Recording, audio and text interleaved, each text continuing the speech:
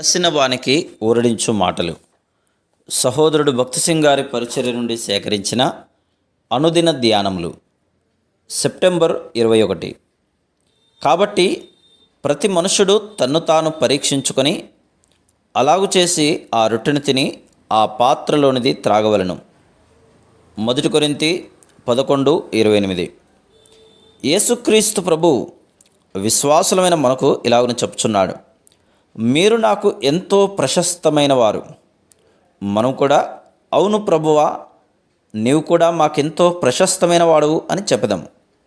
ఆయన మనకు తండ్రి, తల్లి, భర్త, భార్య, పిల్లలు, ఉద్యోగము, ఆస్తి, అంతస్తులు అన్నిటికంటేనూ చాలా ప్రశస్తమైన వాడు. ఎవరైతే ఆయనను అనుభవపూర్వకంగా ఎరుగుదురో, ఆయన కొరకు ఎదురు చూచుదురో, సిద్ధముగా నుందురో, ఆయన రాకడను ఆపేక్షించుదురో వారు మాత్రమే ఈ మాటలు చెప్పగలరు. అలాగుననే క్రీస్తు కూడా అనేకుల పాపములను భరించుటకు ఒక్కసారే అప్పగించబడి తన కొరకు కనిపెట్టుకుని ఉండు వారి రక్షణ నిమిత్తం పాపము లేకుండా రెండవసారి ప్రత్యక్షమగును. హెబ్రీ 9:28. ఇక మీదట నా కొరకు నీతి కిరీటం ఉంచబడి ఉన్నది.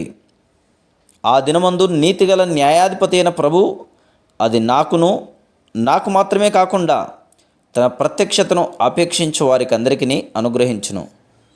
2 తిమోతి 4:8. అందుచేతనే మనము తండ్రి, తల్లి, భర్త, భార్య, పిల్లలు, ఆస్తి, అంతస్తులు ఏమైనను వాటన్నిటికంటేనూ అధికముగా ఆయనను ప్రేమించబద్దులమై ఉన్నాము. అటువంటి సాక్ష్యము మన అంతరంగములో నుండి రావలను. నిజమైన ఆరాధన పవిత్రమైన హృదయం నుండే వచ్చును. ఎవరైతే రక్షణ పొందిరో వారు యేసుక్రీస్తు యొక్క నీతిని బట్టి నీతిమంతులుగా తీర్చబడిరి. వారు ఆయన ప్రశస్త రక్తము చేత అనుదినము కడగబడుచున్నవారు. అవును ప్రభువా, మేము మీ కొరకు ఎదురు చూస్తున్నాము, సిద్ధముగా ఉన్నాము మరియు ఆశపడుచున్నాము అని ఆరాధించగలరు.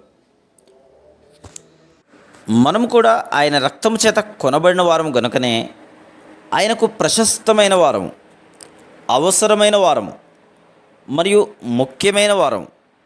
మనమందరము యేసుక్రీస్తు ప్రభులో ఒక్క కుటుంబమై ఉన్నామని నిజంగా చెప్పగలము. ధనికులు, పేదవారు, ఉన్నతమైన వారు, తక్కువ వారు, తెల్లని నల్లని వారు అని భేదం లేదు. అందరూ ప్రభునందు ఒక్కటిగానున్నారు.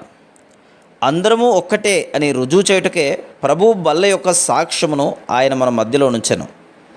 ఆయన శరీరమును తినటం ద్వారా మేము ఎంతో సంతృప్తి చెంది ఉన్నామని సాక్ష్యం ఇవ్వగలం.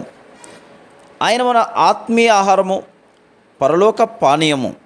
దినదినము ఆయనను భుజించుట ద్వారా సంతృప్తి చెందగలము. ఇహలోక సుఖభోగముల కొరకు కాంక్షించిన అవసరం లేదు. మన ప్రభు రెండోసారి వచ్చినప్పుడు ధైర్యముతో, సంతోషముతో, అవును ప్రభువా, త్వరలో రమ్ము అని ఆహ్వానించదము.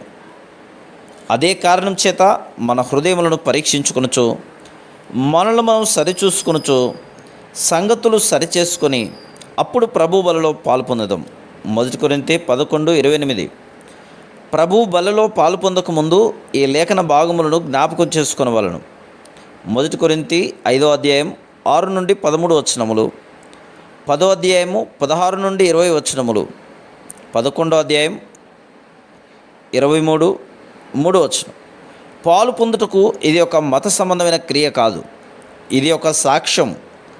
తిరిగి జన్మించిన వారందరూ, మంచి మనస్సాక్షి కలిగి ప్రభు యొక్క రెండవ రాకడ కొరకు ఎదురుచూచు వారందరూ సంతోషముతో, ఆనందముతో పాలు పొందగలరు. ఎవరైతే తిరిగి జన్మించలేదో, వారి పాపములు క్షమింపబడిన వారు నిశ్చయత లేదో, యేసుక్రీస్తునందు నిజమైన సమాధానం లేదో అటువంటి వారు పాలు పొందుటకు దూరంగా ఉండవలను. తిరిగి జన్మించి అపవిత్రపరచబడిన వారు లేక పాపపు అలవాట్లు కలిగి ఉన్నవారు కూడా పాలు పొందకూడదు. మీ హృదయములలో ఏదైనాను చేదు వేరు, ద్వేషం, శత్రుత్వం, అసూయ, అనుమానము, అపవిత్రత, అత్యాశ లేదా వేషధారణ ఉన్నేళ్ళ తీసివేయమను ప్రభుని అడగవలను. మనము అన్ని సంగతులను దేవునితోనూ మనుషులతోనూ సరిచేసుకునవలను. ప్రభువు ఏదైనా విషయంను చూపించిన యెడల సంగతులు సరిచేసుకొనిన పిమ్మటనే పాలు పొందేదనని ఆయనతో వాగ్దానం చేయము. ఆయనకు సమయమును 10వ భాగమును ఇచ్చుట్లో ఆయనను గణపరచు విషయంలో అజాగ్రత్తగా మరియు నిర్లక్ష్య వైఖరి కలిగి ఉన్న యెడల ఆయనను క్షమాపణ కోరి అప్పుడు పాలు పొందుము. దేవుని విషయంలో మొదటి ప్రేమను కోల్పోయిన యెడల తిరిగి పొందుటకు ఆయన సహాయమును కోరుము. ఆయన వాక్యం పట్ల ఆకలి దప్పులు తగ్గిపోయినప్పుడు తిరిగి పొందు విషయంలో లేక సమకూర్చబడుటకు ఆయన సహాయమును అడుగుము. ఆయనను తృణీకరించిన లేక ఒప్పుకొనుటకు తప్పిపోయిన యెడల క్షమాపణ కోరుము. అప్పుడు నీవు యోగ్యముగా పాలు పొందవచ్చును. అట్లు నీ హృదయమును సరిచేసుకొని నిన్ను నీవు పరీక్షించుకొని సంగతులన్నీ దేవునితోనూ మనుషులతోనూ సరిచేసుకున్న పిమ్మట నీవు మంచి మనస్సాక్షి కలిగి శుద్ధ హృదయముతో మరియు పరిశుద్ధమైన చేతులతో పాలు పొందవచ్చును. అప్పుడు నీవు దీవించబడదు. Praise the lord.